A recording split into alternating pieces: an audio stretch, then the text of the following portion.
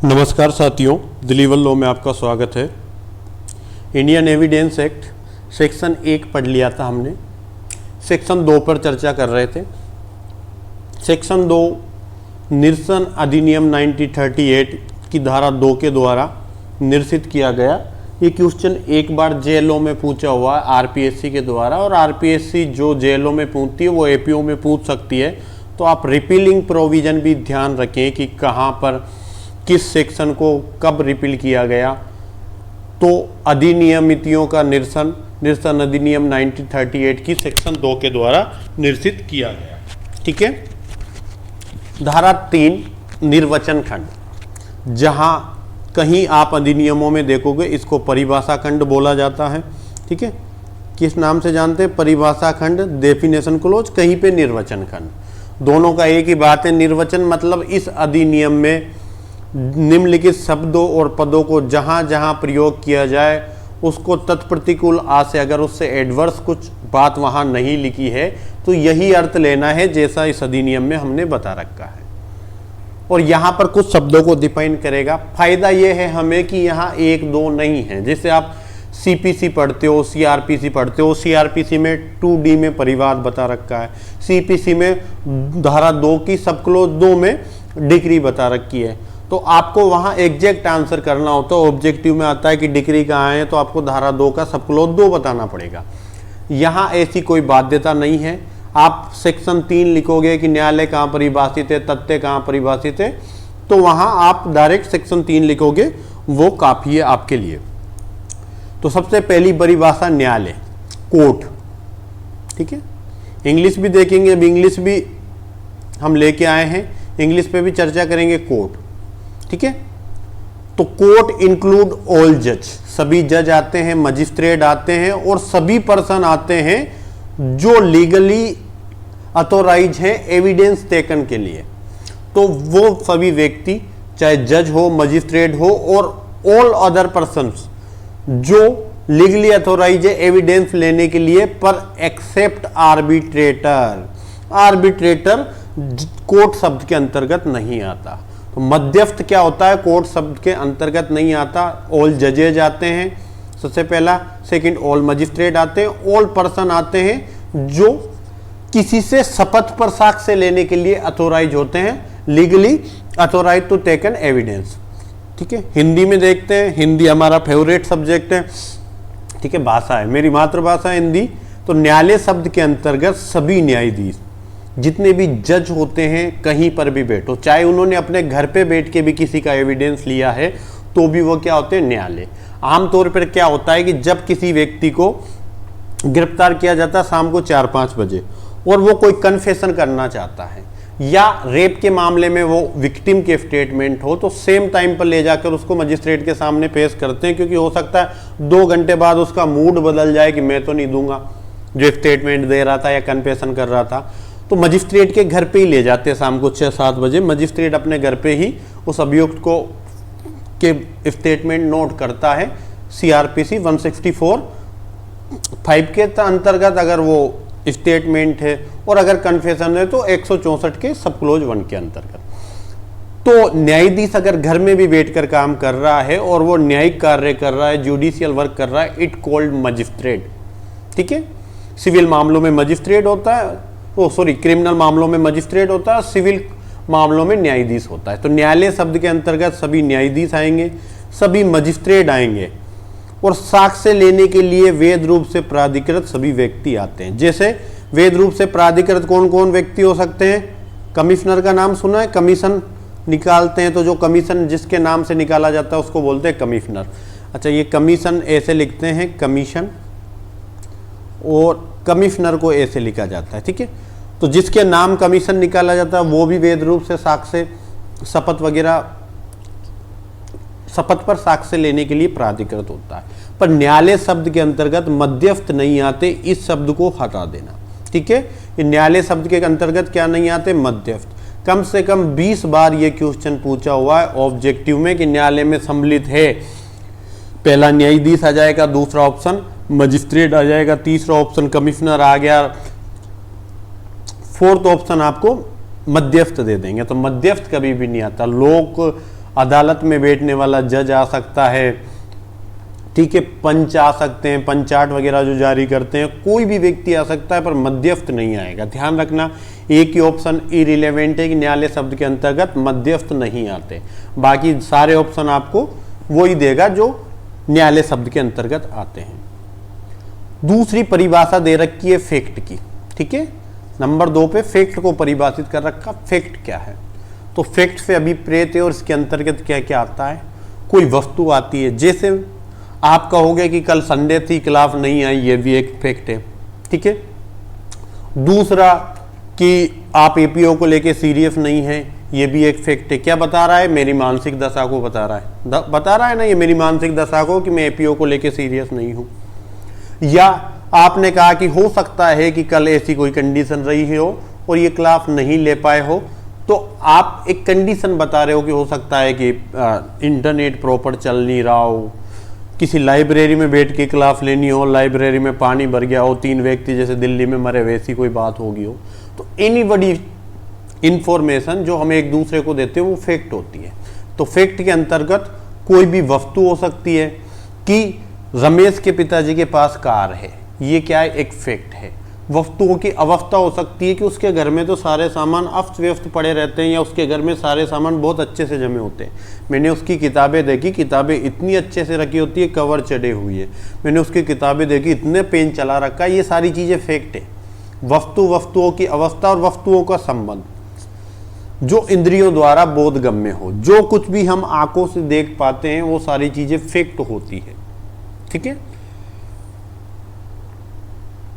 और कोई मानसिक दशा जिसका भान किसी व्यक्ति हो, कोई मेंटल स्टेज है जिसकी नॉलेज किसी व्यक्ति को है, जैसे कि मुझे किसी ने मैसेज किया या मैंने किसी को मैसेज किया, उसने मेरे मैसेज का रिप्लाई नहीं किया और 3 लोगों ने और मेरे साथ बैठे थे, उन्होंने मैसेज किया, उनके मैसेज का रिप्लाई कर दिया।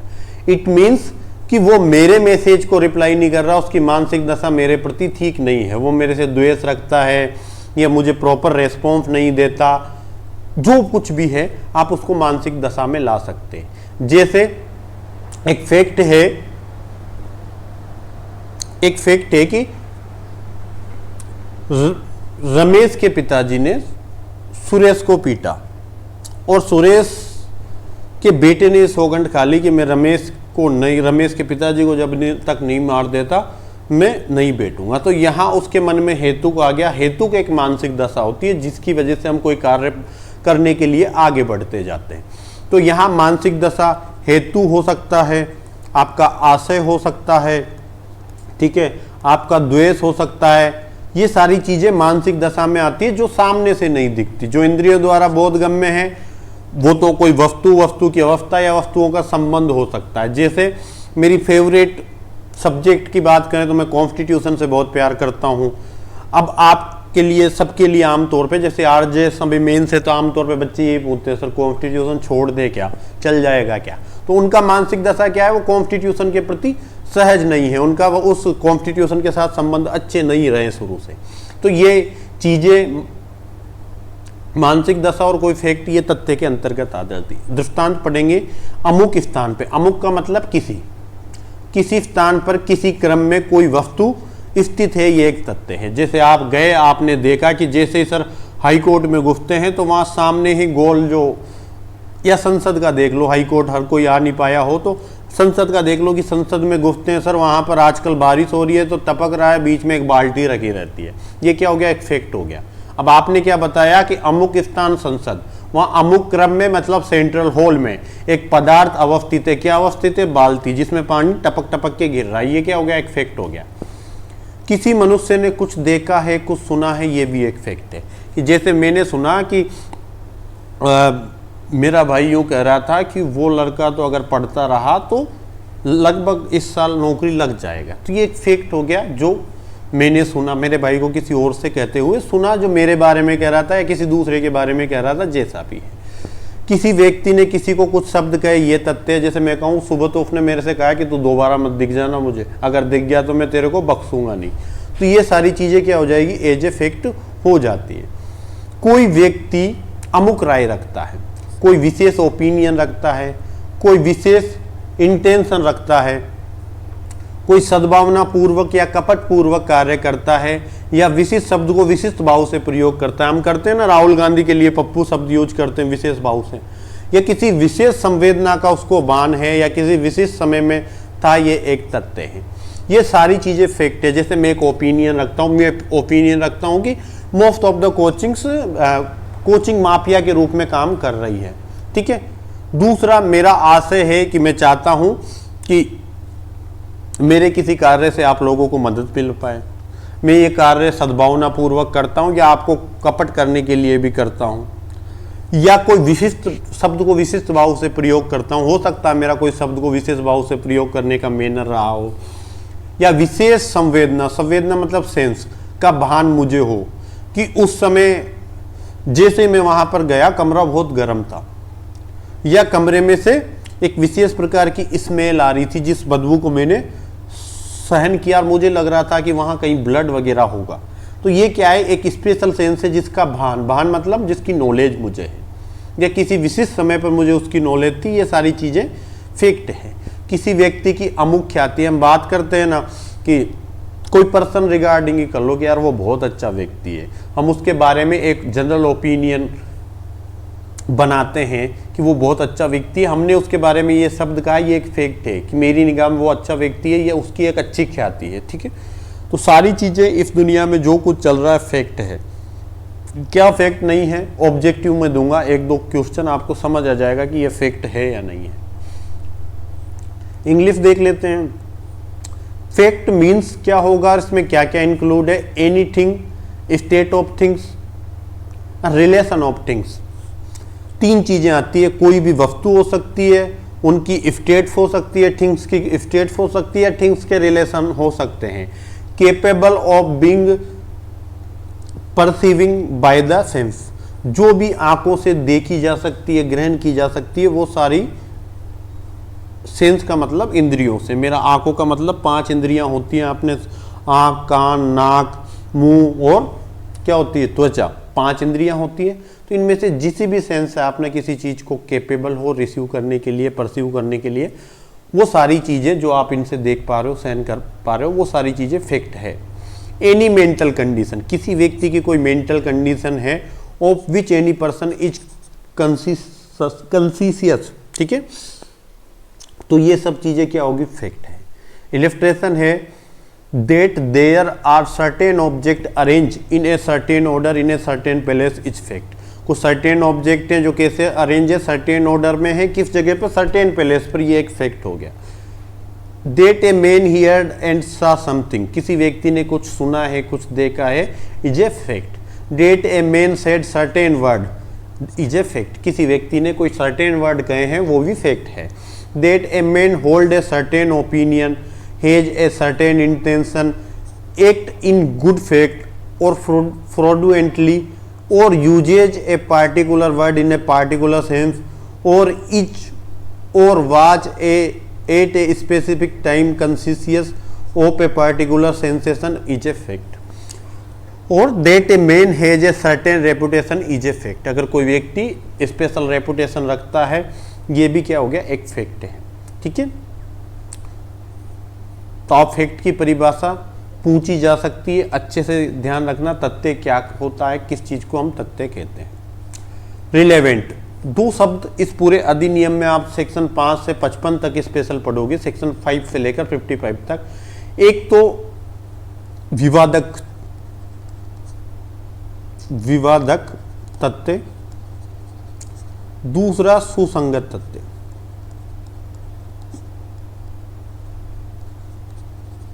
दो फैक्ट बहुत ज्यादा चलेंगे इसमें, विवादक तथ्य, सुसंगत तथ्य।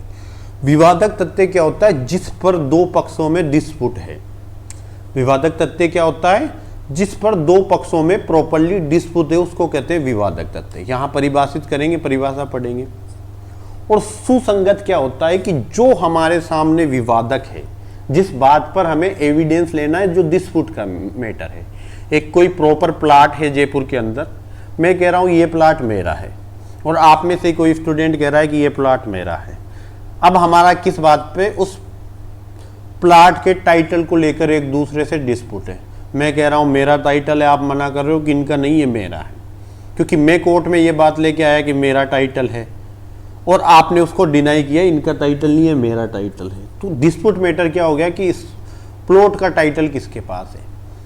अब इस टाइटल वाले डिस्प्यूट क्वेश्चन को सोल्व करने के लिए जितने भी इससे रिलेवेंट, जितने भी एविडेंस दिए जाएंगे जो इससे संबंधित होंगे वो रिलेवेंट होते हैं, सुसंगत होते हैं। एक तथ्य दूसरे तथ्य का सुसंगत कहा जाता है जब तथ्यों की सुसंगति से संबंधित इस अधिनियम के उपबंध, और कहाँ है ऐसे उपबंध, सेक्शन 6 से लेकर 55 तक है। मैंने कहा था 5 से 55 भी बोलते हैं, 6 से 55 भी, हालांकि 6 से शुरू होता है, ठीक है।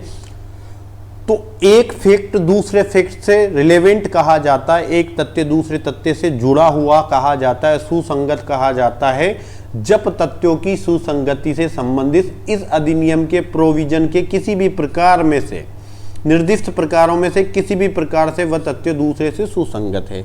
इस अधिनियम के सेक्शन 6 से 55 तक के किसी भी मैटर में अगर वो फैक्ट रिलेवेंट है विवादक तथ्य से, तो वो दूसरे तथ्य का सुसंगत तथ्य कहा जाएगा।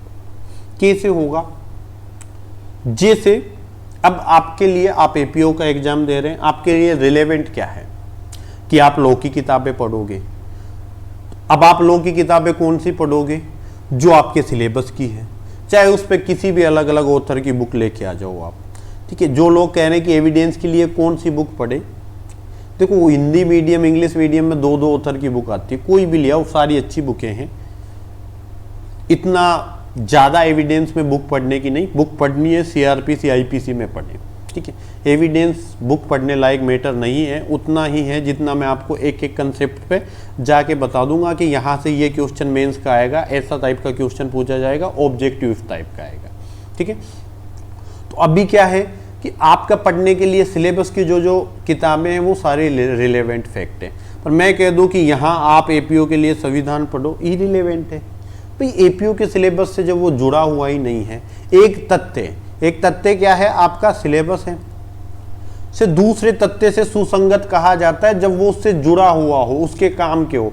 अब सिलेबस में कॉन्स्टिट्यूशन है नहीं, मैं आपको कहूँ कॉन्स्टिट्यूशन पढ़ो, तो ये क्या हो गया, इरिलेवेंट हो गया।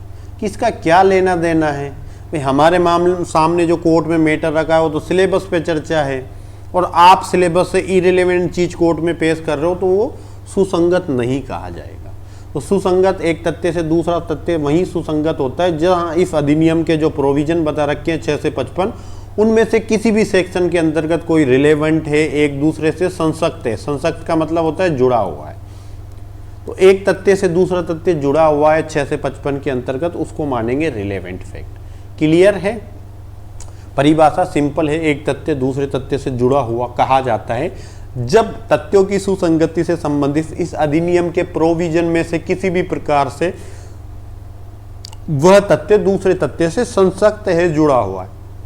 जुड़ा हुआ लिखते हैं, थोड़ा लो ग्रेड का शब्द है, संसक्त मतलब अच्छा विधि के शब्द हैं, ठीक है। दूसरा विवादक तथ्य फैक्ट, इसको रिलेवेंट फैक्ट बोलते हैं, सुसंगत तथ्य को रिलेवेंट फैक्ट, इसको बोलते हैं विवादक तथ्य को fact in issue, fact in issue. विवादक तथ्य से अभिप्रेत इसके अंतर्गत क्या आता है, कोई भी तथ्य जो या तो अकेले ही या अन्य तथ्यों के साथ मिलकर, अन्य तथ्यों के संसर्ग में मतलब अन्य तथ्यों के साथ मिलकर, या तो किसी अधिकार का, किसी दायित्व का, किसी निर्योग्यता का, 3 चीजों का, किसका, अधिकार का, दायित्व का, निर्योग्यता का। इसको मिटा देता हूं, 3 चीजों को, राइट, लाइबिलिटी और डिस्क्वालिफिकेशन का, जिसको किसी वाद या कार्यवाही में एक व्यक्ति ने तो प्रख्यान किया। प्रख्यान करना उस बात को कहना, जैसे मैं कह रहा हूं कि मैं तो पढ़ाऊंगा ही सही, सीआरपीसी पूरी करूंगा। दूसरा कह रहा है कि जैसे आपके आचरण लग रहे हो आप कर नहीं पाओगे एविडेंस पूरा। तो मैं तो क्या कह रहा हूं कि मैं तो एविडेंस पढ़ाऊंगा, आप डिनाई कर रहे हो आप नहीं पढ़ाओगे सर, पहले भी आपने एक आध बार ऐसा किया है। तो ये क्या हो गया, हमारे बीच में फैक्ट इन इश्यू है। तो कोई बात, कोई तथ्य है जो या तो अकेले या दूसरे तथ्य के साथ जुड़कर किसी वाद या कार्रवाई में उस तथ्य का एक पक्षकार ने तो उस बात को रखा है, दूसरे ने उस बात को मना किया। प्रत्याख्यान करने का मतलब होता है मना करना, डिनाई करना। और ये प्रख्यान करने का किसी ने हाँ भरी है बात कि हाँ ये करूँगा मैं, और सामने वाला उसको मना कर रहा है। तो कोई फैक्ट है, कोई वाद या कार्रवाई में किसी तथ्य का या उस तथ्य के साथ जुड़े किसी दूसरे तथ्य का किसी ने तो प्रख्यान किया है, किसी ने प्रत्याख्यान किया है, और उस तथ्य से किसी अधिकार, दायित्व या निर्योग्यता का अस्तित्व निर्धारित होता है, अनअस्तित्व निर्धारित होता है। प्रकृति और विस्तार की उत्पत्ति अवश्य में होती है कि उस अकेले तथ्य से क्या होता है, या तो कोई राइट डिसाइड होता है, कोई लाइबिलिटी या डिस्क्वालिफिकेशन डिसाइड होती है। जैसे मैंने बी नामक व्यक्ति को मारा, ये एक फैक्ट है, ठीक है। मैंने बी नामक व्यक्ति को मारा, ऐसा पुलिस ने मेरे ऊपर आरोप लगाया। मैं कह रहा हूं मैंने नहीं मारा। अब फैक्ट क्या होगा, क्या मैंने बी नामक व्यक्ति को मारा, ये विवादक तथ्य हो गया। अब जैसे ही इस तथ्य का डिसाइड कर देंगे इस तथ्य को, तो या तो मेरे ऊपर लाइबिलिटी आ जाएगी, मैंने मारा है तो मेरे ऊपर क्या लाइबिलिटी आ जाएगी कि मुझे उसके लिए मृत्युदंड या आजीवन कारावास, जैसा भी आप देना चाहें वो सजा मिलनी चाहिए। या क्या होगा कि अगर प्लॉट का मामला होता, मैं कहता ये प्लॉट मेरा है, आप कहते नहीं है, और जैसे ही वो प्लॉट वाला मैटर मेरे पक्ष में डिसाइड हो जाता तो मेरे पक्ष में राइट आ जाता कि मुझे प्लॉट पर राइट मिल गया, अधिकार मिल गया, मैं उसको सेल करूं, कुछ भी करूं, मेरी इच्छा है। या कोई डिस्क्वालिफिकेशन तय होती है। जैसे प्रॉपर्टी के मामले में क्या होता है कि जैसे आप अपने पिता की प्रॉपर्टी लेने के लिए पिता को मार देते हैं, पितृहंता कहा जाता है। अभी आरजेएस में आया था आत्महंता वाला, देखो आपने भाई को मार दिया भातृहंता, पिता मार दिया पितृहंता, ठीक है। अगर खुद को मार रहे हो तो आत्महंतक कहा जाता है, पर वहां पूछा था खुद को नुकसान पहुंचाने वाला, और उसके लिए एक विशेष शब्द था, कंफ्यूजन वाली मैटर था, ठीक है। मैंने भी वो पेपर दिया था, मेरे से भी वो गलत हुआ था, मैं देता रहता हूं पेपर, ठीक है। तो कोई अधिकार, दायित्व या निर्योग्यता उस चीज से डिसाइड होती है, किससे, अकेले तथ्य से। एक बार इसको दोबारा कंक्लूड करते हैं। देखो कुछ चीजों को पकड़ के रखना जो काम की चीजें हैं।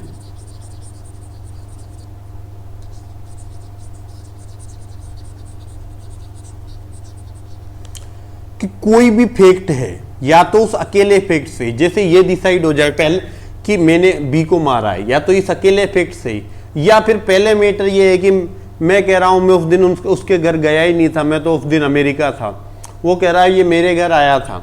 तो पहला फैक्ट क्या होगा, क्या मैं उस दिन उसके घर गया था। दूसरा फैक्ट, क्या मैंने घर जाने के बाद 10,000 रुपए की डिमांड की थी जो मैंने उधार दे रखे थे, और उसने मना कर दिया 10,000 देने से, तो मैंने उसका मर्डर कर दिया। तो 3 फैक्ट हो गए। पहला, क्या मैं उसके घर गया था। दूसरा, क्या मैंने उसको 10,000 उधार दिए थे। तीसरा, कि 10,000 रुपए ना देने के चक्कर में हमारा विवाद हुआ और मैंने उसका मर्डर कर दिया। तो यहाँ इस अकेले फैक्ट से कि मैं उसके घर गया था, इससे मर्डर डिसाइड नहीं होगा। तीनों फैक्ट से होगा, या तो अकेले फैक्ट से या उस तथ्य के संसर्ग में। अब 3 तथ्य बन गए, फैक्ट एंड इशू कितने बन गए, 3। पहला कि ए बी के घर गया था। दूसरा, क्या ए ने बी को 10,000 रुपए दिए थे। तीसरा, ए ने बी का मर्डर किया था। तो एक तथ्य या तो अकेला तथ्य ही डिसाइड कर देगा, या उस तथ्य के साथ दूसरे तथ्य जुड़कर किसी अधिकार को, किसी दायित्व को, किसी निर्योग्यता को, जिसके किसी वाद और कार्रवाई में एक पक्षकार ने तो प्राख्यान किया है, मतलब कहा है उस बात को, दूसरे पक्षकार ने उसको मना किया। एक ने तो यस किया, दूसरे ने मना किया, और उस फैक्ट के डिसाइड होने से ही वो अधिकार, दायित्व और निर्योग्यता का अस्तित्व डिसाइड होता है, अनअस्तित्व डिसाइड होता है, प्रकृति डिसाइड होती है, विस्तार डिसाइड होता है। प्रकृति कैसे डिसाइड होती है कि मैंने बी को मार दिया, मान रहा हूं कि ये साबित हो जाता, मैं उसके घर गया, 10,000 की लड़ाई हुई, मैंने बी को मार दिया, बट अभी मैंने मर्डर किया है या कल्पेबल होमोसाइड किया है। ये प्रकृति की मैंने मर्डर किस प्रकार से किया। अब मैं कहता हूं मैं तो अचानक प्रोवोकेशन में आ गया था, मतलब मुझे तो अचानक उस व्यक्ति ने ऐसी गालियां दी जो मेरे माता पिता के लिए सभ्य गालियां नहीं थी, और मैं उस गालियों को सुनकर अचानक प्रकोपन में आ गया और मैंने गुस्से में आके मर्डर कर दिया। अचानक प्रकोपन में आ गया तो कल्पेबल होमोसाइड में चला गया। या फिर मैं अपना सेल्फ डिफेंस कर रहा था, वो मेरे से कह रहा था निकल जाए यहाँ से, नहीं तो मैंने कहा मैं निकल जाऊंगा, 10,000 दे दे।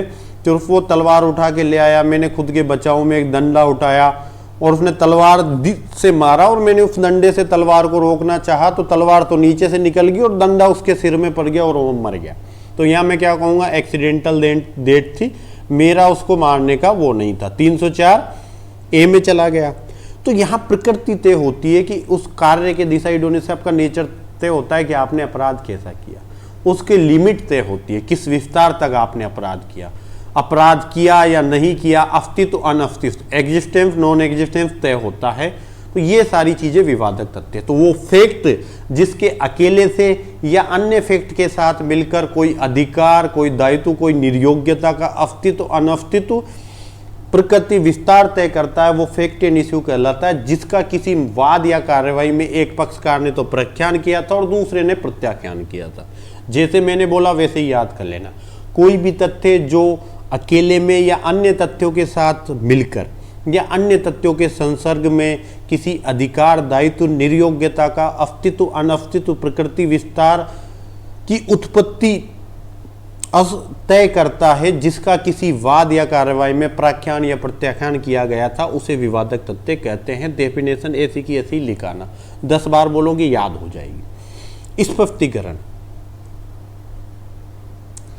कि जब कोई कोर्ट विवादक तथ्य को सीपीसी के अंतर्गत किसी विधि के उपबंधों के अधीन अभिलिखित करता है, सीपीसी में जब हम वाद हेतु तय करते हैं तो वहां ऐसे विवादक का उत्तर में जिस तथ्य का प्रख्यान या प्रत्याख्यान किया गया वह भी विवादक तथ्य। जैसे सीपीसी में कोई मैटर है कि हम कोई विवादक तथ्य लिख रहे थे, ये विवादक तथ्य लिख रहे थे कि ये इस प्लॉट पर ए का 10 सालों से कब्जा है होने के कारण क्या ये इसका मालिक है, मतलब 14 सालों से लिख देते हैं क्योंकि 12 साल के बाद एडवर्ड पोजीशन हो जाती है। तो क्या ए नामक व्यक्ति का इस प्लॉट पर 14 सालों से कब्जा होने के कारण ये इसका मालिक हो गया प्रतिकूल कब्जे के आधार पर, एडवर्स पोजीशन इंग्लिश में बोलते हैं। ठीक है, सामने वाला कहता है कि सर, कोर्ट से कहता है कि जज साहब ये तो मैटर ही नहीं है, 14 साल का बात करो, इसका तो 7 साल से ज्यादा का कब्जा नहीं है। तो अब ये बात कि उसने इस फैक्ट को डिनाइड कर दिया कि उसका 14 साल कब्जा नहीं है। अभी हम देख रहे थे कब्जे के आधार पे मालिक हैं, मालिकाना विवाद बना रहे थे, पर उसने कहा इसकी पोजीशन ही नहीं है 7 साल से ज्यादा की।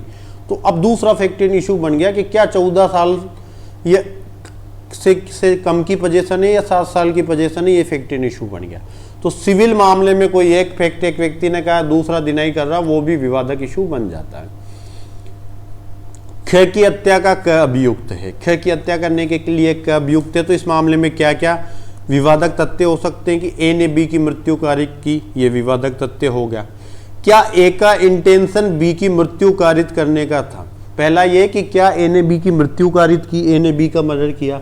दूसरा, क्या ए का इंटेंशन बी की मृत्यु कारित करने के लिए। देखो, जब भी आप कोई अपराध करते हो तो इंटेंशन नॉलेज 2 बड़े फैक्ट होते हैं। अगर आपका अपराध करने का दुराशय नहीं था तो वहां आपने अपराध किया है नहीं किया है डजंट मैटर। ठीक है, कहीं जगह नॉलेज का बड़ा वो होता है, जब आईपीसी पढ़ेंगे इसको चर्चा करेंगे, मेंस रिया क्या होता है ना, नॉलेज के आधार पे कहां अपराध डिसाइड होते हैं। ए ने बी को गंभीर और अचानक प्रकोपन मिला था, ये अपराध की नेचर को कम कर देता। मैंने किसी का मर्डर किया, मैंने इसलिए किया कि उसने मुझे अचानक कुछ ऐसे शब्द बोले जिससे मैं गंभीर और अचानक प्रकोपन में आ गया, तो अपराध के नेचर, सजा के नेचर को कम कर देता है। ठीक है, ए बी की मृत्यु कारित करने के समय, बी की मृत्यु कारित करते समय ए विकृति चित्ता के कारण उस कार्य की प्रकृति नहीं समझ सकता था। मैंने जब मर्डर किया तो मैं क्या था, विकृति चित्त होने के कारण उस कार्य का नेचर नहीं समझ पा रहा था। पागल व्यक्ति को क्या पता लग रहा है वो किसी का मर्डर कर रहा है नहीं कर रहा, वो खिलौना बंदूक समझ के ओरिजिनल बंदूक से भी किसी का मर्डर कर सकता है। पागल को कुछ नहीं पता होता, वो कुछ भी कर सकता है। ठीक है, क्लियर है। अब इंग्लिश वाला देख लेते हैं। Relevant, one fact is said to be relevant to the another when one is connected with the other in any of the way referred to in the provision of this act related to the relevancy of fact. Relevancy of fact section 5 to लेकर 55 तक जाएगी। तो ये कह रहा है कि one fact is said to relevant to an other fact when the one is connected with the other any of way. जो सेक्शन 5 से 55 तक रिलेवेंट फैक्ट बता रखे हैं, उनसे रिगार्डिंग इस एक्ट में जो भी प्रोविजन किए है, वहाँ एनी ऑफ द वे, इन सेक्शनों में से किसी भी वे से अगर वो दूसरे से कनेक्ट है तो इसको रिलेवेंट कहा जाता है। ठीक है। Fact and issue, the expression fact and issue means, और उसमें क्या इंक्लूड है, उसका मतलब क्या है, उसमें क्या क्या इंक्लूड है। A fact, any fact from विच, कोई भी फैक्ट जिससे आइदर बाय इटसेल्फ, या तो अकेले में आइदर बाय इटसेल्फ और in connection with the other fact, या अदर फैक्ट के साथ जोड़कर। तीन फैक्ट हैं कि एक चीज डिसाइड करते हैं कि क्या उस दिन क्लास हुई, एक विशेष फैक्ट है कि क्या संडे को क्लास हुई। ठीक है, ये एक फैक्ट है। पहला कि उस दिन सुबह से शाम तक टेलीग्राम पर कोई भी प्रकार का वीडियो का लिंक नहीं आया है। दूसरा, उस दिन पूरे राजस्थान में भीषण बारिश हो रही थी। अब ये दोनों फैक्टों को एक साथ मिला दो तो शायद कंक्लूज हो कि ये आइडिया हो सकता है कि शायद बारिश हो रही थी उस दिन, क्लास नहीं हो पाई हो, कोई इंटरनेट का इशू रहा हो।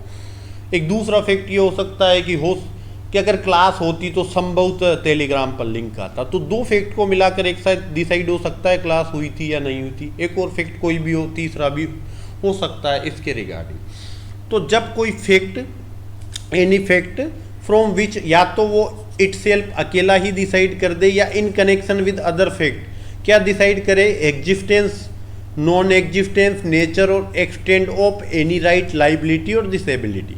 तीन चीज़ों का, किसी राइट का, किसी लाइबिलिटी, किसी डिसेबिलिटी का existence, non existence, nature, extent decide कर दे तो ऐसा फैक्ट क्या होता है, फैक्ट एंड इशू होता है, जिसको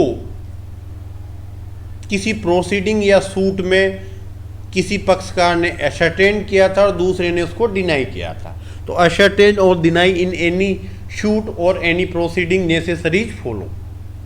तो any fact from which either by itself और in connection with other fact the existent, non existent, nature, extent of any right, liability and disability asserted और डिनाइड इन एनी शूट और proceeding necessarily follows.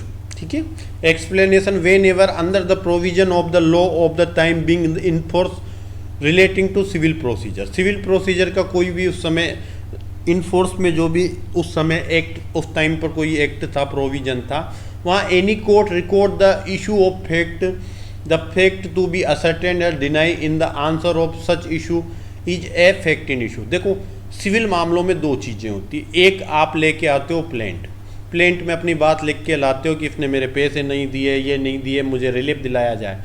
सामने से आता है return statement, दूसरा पक्षकार जो डिपेंडेंट क्या देता है, रिटर्न स्टेटमेंट। वहाँ दोनों की बातें मिलाई जाती है। ये कह रहा है कि इसने किरायादार है, इसने मेरा किराया नहीं चुकाया। ये कह रहा है कि सर किरायादार तो हूँ। तो अब देखो, उसने कहा किरायादार है, प्लेंट वाले ने, इसने कहा किरायादार तो हूँ, तो किरायादार वाली बात पर डिस्प्यूट नहीं है। इसने किराया नहीं चुकाया ये कहा, ये कह सर किराया चुका तो देता मैं, पर मैंने इसके घर में टूट फूट का काम कराया, वो मैंने किराए में से एडजस्ट कर लिया। तो अब ये है कि किराया नहीं चुकाया, ये कह रहा हाँ नहीं चुकाया पर मैंने एडजस्ट कर लिया, तो किराया नहीं चुकाने के बाद भी डिस्प्यूट नहीं है। अब बात है कि क्या किराए की राशि उसने एडजस्ट की है, नहीं है, डिस्प्यूट ये। और ये कह रहा है कि इसने कोई काम नहीं कराया सर मकान में। तो यह सारे फैक्ट है, ये जो भी जिस बात पर भी दोनों पक्षकार में एक तो असर्टेन कर रहा है, दूसरा डिनाइड कर रहा है, वो सारा फैक्ट एंड इशू बन जाता है। ठीक है। इलस्ट्रेशन देख लेते हैं। A is accuse of a murder of B, at is trial following fact में बी इशू। ए ने बी का मर्डर किया है, ये बात हमारे सामने कोर्ट के सामने आई है। तो इस मैटर में क्या क्या वो फैक्ट इन इशू बना सकता है, उस पर बात कर रहे हैं कि that's A causes B death, क्या ए ने बी की मृत्यु कारित की है। That A intended to cause B death, क्या ए का इंटेंशन बी की डेट कोज करने का था। That A had receive grave और सडन प्रोवोकेशन फ्रॉम बी, क्या ए ने जो मर्डर का कार्य किया वो किसी सडन प्रोवोकेशन या ग्रेव मिलने के कारण किया है। और that A at the time of doing the act which cause B death, कि वो कार्य जब वो कर रहा था जिसके कारण बी की डेट कोच हुई है, by reason of unsoundness of mind incapable of knowing its nature, कि या तो उनके अनसाउंडनेस माइंड के कारण या उसके अनसाउंडनेस माइंड के कारण वो इनकेपेबल था, जो वो वर्क कर रहा था उसके नेचर को समझने के लिए, नेचर को नोन करने के लिए, ठीक है। उस नेचर को समझ नहीं पा रहा था कि मैं क्या कर रहा हूँ, किसके कारण, विकृति चित्ता के कारण। ये हो गया। आगे बढ़ते हैं। दस्तावेज। दस्तावेज का क्या मतलब? डॉक्यूमेंट। देखो डॉक्यूमेंट को बहुत कम जगह ही परिभाषित कर रखा है, हम चर्चा करते हैं डॉक्यूमेंट का। डॉक्यूमेंट का क्या मतलब होता है कि ऐसा कोई विषय अभिप्रेत है डॉक्यूमेंट से, ऐसा कोई मैटर जिसमें किसी पदार्थ पर, ये एक मैंने पदार्थ ले लिया, इस पर या तो अक्षरों द्वारा, अक्षर ABC, अंकों द्वारा 1 2 3, चिन्हों द्वारा, मैंने ऐसे चिन्ह लिखे, जैसे मैंने यहाँ बना दिया और यहाँ किसी के बड़े बड़े बाल थे, उस व्यक्ति को बना दिया, और यहाँ चक्कू मारने का एक वो बना दिया। मतलब मैंने मरते वक्त अपने हाथों से ये बनाया कि ये बड़े बड़े बाल वाला व्यक्ति है जो अपने गांव में इसी ने मुझे मारा है। तो किसी अक्षर द्वारा, अंकों द्वारा या किसी भी चिन्ह के साधन द्वारा, या इनको एक साथ यूज करके, इन साधनों को एक से अधिक साधनों द्वारा मैंने कुछ अभिव्यक्त किया या वर्णित किया, या तो कोई एक्सप्रेस किया है या किसी को डिटेल में ही वर्णन कर दिया है, जो उस विषय के अभिलेखन के प्रयोजन से उपयोग किए जाने के लिए आसित हो या उपयोग किया जा सके। मैंने वो क्यों लिखा है कि इसको भविष्य में या तो कभी उपयोग किया जा सकेगा या वो उपयोग में आने के लायक है आशय से। हम कोई भी चीज़ किसी जगह पर लिखते हैं तो कोई ना कोई पर्पज से लिखते हैं, ठीक है। तो दस्तावेज क्या होगा? कोई ऐसा मैटर जिस पर या तो अक्षरों के द्वारा या अंकों के द्वारा या चिन्हों के द्वारा या इनमें से एक साथ साधन, अक्षर चिन्ह अंक तीनों को एक साथ यूज करके हमने किसी साधन पे, साधन कागज हो सकता है, पेड़ के पत्ते हो सकते हैं, पेड़ की त्वचा छाल हो सकती है, जमीन पे लिख सकते हो, पत्थर पे लिख सकते हो, ऊंट की खाल पे लिखो, कहीं भी लिखो, उस पर आपने क्या किया? अक्षरों अंकों चिन्हों द्वारा कोई बात अभिव्यक्त की है, वर्णित की है, जो अभिलेखन के प्रयोजन से आपने इसलिए की थी कि ये काम आए किसी न किसी पर्पज से। जैसे ऊँट के ऊपर कुछ लिख देते हैं, क्यों? कि भविष्य में हमारा ऊँट खो जाए तो हमें ढूंढने में सहायता रहे। किसी कागज़ पे कोई बात लिखते हैं, क्यों लिखते हैं? काम आएगी, ठीक है। तो हम कोई प्रयोजन से लिखते हैं, उस प्रयोजन के आशय से हमने लिखी और काम आ जाए। क्या क्या है इसके उदाहरण बहुत आते हैं, और ये वाला उदाहरण बहुत पूछा जाता है। उपहासांकन, इसको बोला जा रहा है कैरिकेचर। क्या होता है? क्लास खत्म होते हैं सर्च करना कैरिकेचर क्या। स्केच नहीं होते, स्केच बनाते हैं ना, स्केच जैसे ये बड़ा सा मुंह और ऐसे छोटा सा शरीर वगैरह बना देंगे, या एक विशेष कार्टून होते हैं ना, कार्टून, वो सब कैरिकेचर ही होते हैं। उपहासांकन जिसको हंसने के पर्पज से बनाया जाता है, किसी विशेष पर्पज से। तो क्या लेख दस्तावेज है? हमने किसी चीज़ को लिखा है, हमारा लेख क्या है? दस्तावेज है। मुद्रित, किसी पत्थर पे कुछ मुद्रा करवाया है, मुद्रित पत्थर पे भी हो सकता है, किसी और पे भी, प्रिंटेड मतलब, ठीक है। शिला मुद्रित, पत्थर पे लिखाते हैं, नेम प्लेट, फोटो चित्रित शब्द, ठीक है। ये सब क्या है? दस्तावेज है। कोई मैप है, कोई रेखांक है, रेखांक को इंग्लिश में क्या बोलते हैं? तो कोई अच्छा शब्द मिलेगा इंग्लिश में, प्लान। जो प्लान होता है किसी भी चीज़ का, जैसे पूरा शहर कैसे बचा उसका प्लान है, कैसे बसा हुआ है, वो प्लान सब क्या है? दस्तावेज है। धातुपट, धातुपट या शिला पर उत्कीर्ण लेख, पुराने समय पे राजा महाराजा शिला लेख लिखाते थे, ठीक है। आप उदयपुर के पास है, वो लोग जाके देख लेना, राज प्रशस्ति लिखी हुई है, 25 बड़े बड़े शिलालेखों पे पूरा मेवाड़ का इतिहास लिखा हुआ है, कितने राजाओं की हिस्ट्री लिखी हुई है। तो वो शिलालेख है, वो क्या है? दस्तावेज है, ठीक है। तो जितनी भी चीज़ें कहीं पे आपने लिखी है किसी पर्पज से काम आ जाए। राजा ने क्यों लिखा था कि भैया मेवाड़ का जो शिलालेख वो तो 1700 में लिखा था, इसलिए पत्थर पे लिखाया था कि पत्थर पे मिटेगा नहीं, पुराने समय पे हम देखने जाएंगे, पढ़ने जाएंगे कि मेवाड़ में कैसा महाराणा सांगा का काल था, कैसा महाराणा प्रताप का काल था, उन सब पे हम चर्चा करेंगे। ठीक है, ऑल ऑफ दीज।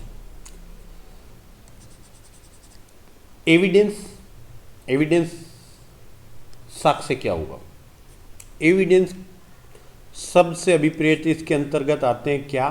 वे सभी स्टेटमेंट जो जांचाधीन तथ्यों के विषय में कोर्ट के सामने जो फैक्ट जांच करनी है जिसको कोर्ट, उसके संबंध में न्यायालय या तो अपने सामने साक्षियों को किए जाने की अनुज्ञा देता है, या तो कोर्ट परमिशन देता है साक्षी को कि तू जो हमारे सामने जांच का विषय जो जांचाधीन तथ्य है उसके संबंध में किसी प्रकार का साक्ष्य आप दे सकते हो, परमिशन करता है या कोर्ट अपेक्षा करता है। दो प्रकार की चीज़ें होती है।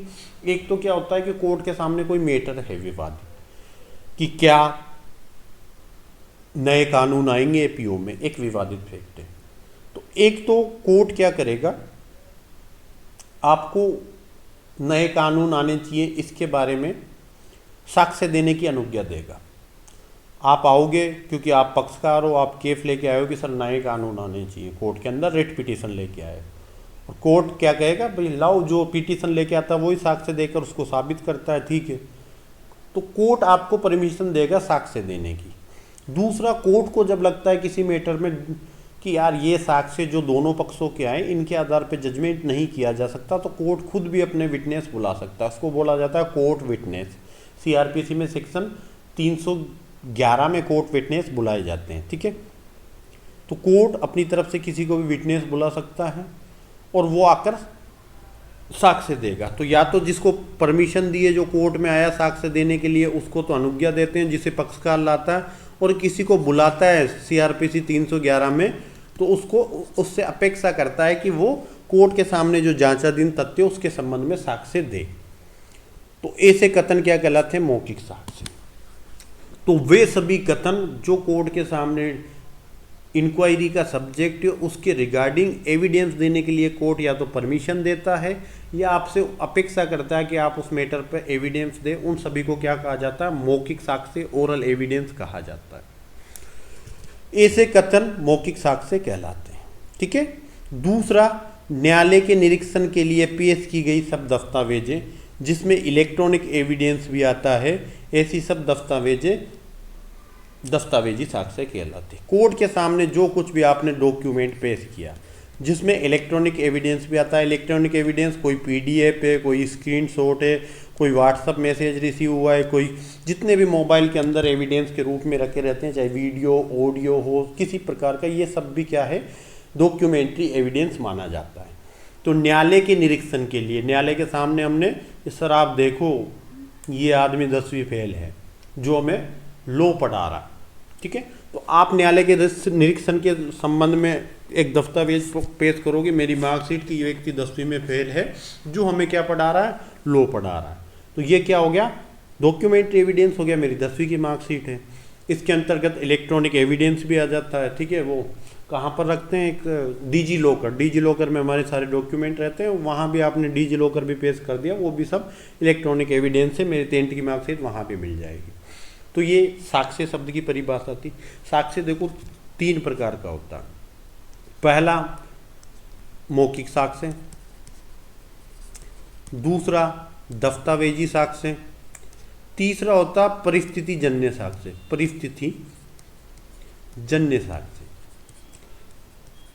एक कमरे को बाहर से लॉक किया हुआ था, उस कमरे में ना कोई खिड़की थी ना रोशनदान थी और बाहर से ताला लगा हुआ था, ठीक है। और रात को 2 व्यक्ति बढ़िया हंसते खेलते 2 दोस्त सोए। सुबह एक व्यक्ति मरा हुआ मिला जिसके पेट में 5-10 चाकुओं के निशान थे और चाकू मार के उसको मारा गया था। अब परिस्थितिजनक साक्ष्य क्या कह रहा है कि जब ताला बाहर से खुला ही नहीं और दोनों अंदर ही थे, तो या तो ए को पता है कि उसके दोस्त को किसने मारा या फिर ए ने अपने बी दोस्त को मारा है। परिस्थितियाँ क्या कह रही है कि ए ने ही दोस्त को मारा है और ए मना कर रहा मुझे तो ना तो पता कि किसने मारा ना मैंने इसको मारा। ये तो पॉसिबल नहीं है कि एक ही कमरा था, 5-7 फीट का कमरा था, उसमें तुम दोनों सो रहे थे, बगल में मर्डर हो गया और तुझे पता ना लगे, ठीक है। और जो ताला लगा हुआ था आपने अंदर से चिटकनी भी लगा के सोए थे आप, ठीक है। सुबह बाहर से किसी ने ताला खोला, गेट खोलने की कोशिश की तो अंदर से चिटकनी भी लग रही थी। अब अगर कोई मान लो ताला खोल के मर्डर करके गया होगा तो अंदर से चिटकनी कैसे लगेगी?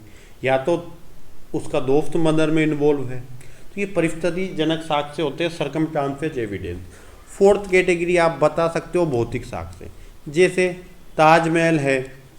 अब ताजमहल को ला तो नहीं सकते, पर ये एविडेंस में काम आ सकता है कि यहाँ पर शाहजहां ने अपनी बेगम मुमताज की अस्थियां, जो मकबरा बना हुआ है उनका गाड़ते थे, उस वैसा कुछ किया था, तो वो भौतिक साक्ष्य के रूप में। या ताजमहल का रंग खराब हो रहा है तो उसका ताजमहल का भौतिक साक्ष्य के रूप में ताजमहल को लेके आ सकते हैं क्या? नहीं लेके आ सकते, पर भौतिक साक्ष्य होता है कुछ चीज़ों को कोर्ट में पेश कर सकते हैं। जैसे आप किसी भी रिगार्डिंग छोटी मोटी प्रतिकृति है कि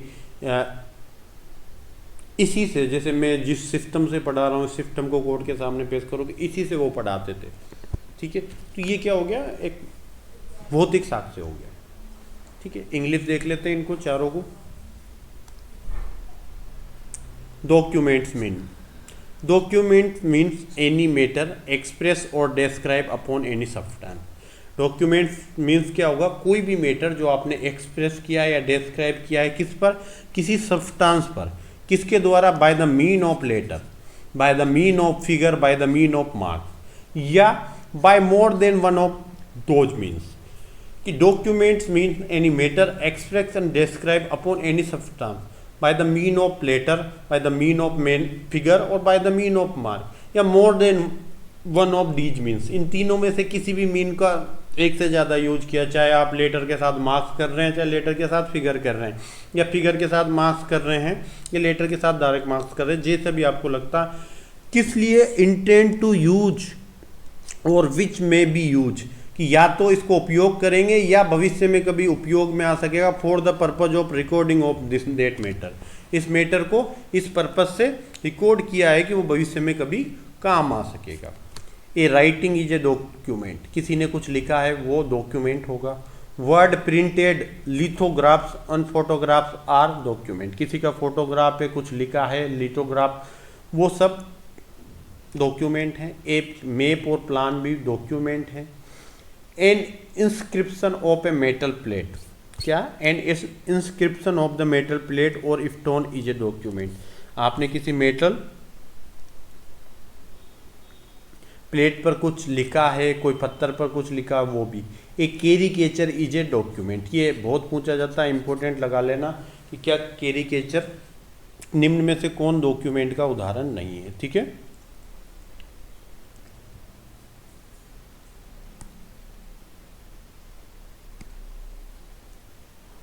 evidence, all statement which the court permit or require to be made before it by witness in the relation of matter of fact under inquiry.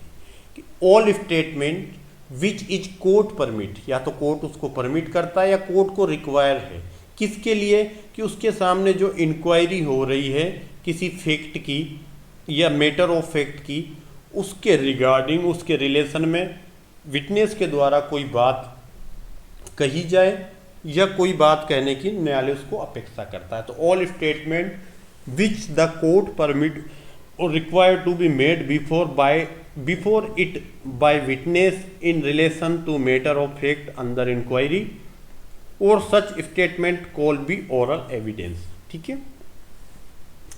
All document including electronic records, सभी document जिनमें electronic records भी including है, produce for the inspection of the court. All document including electronic records produce for the inspection of court, सभी document जो court की inspection के लिए रखे जाएं उसमें इलेक्ट्रॉनिक रिकॉर्ड भी इंक्लूड है, वो सब क्या कहलाएंगे?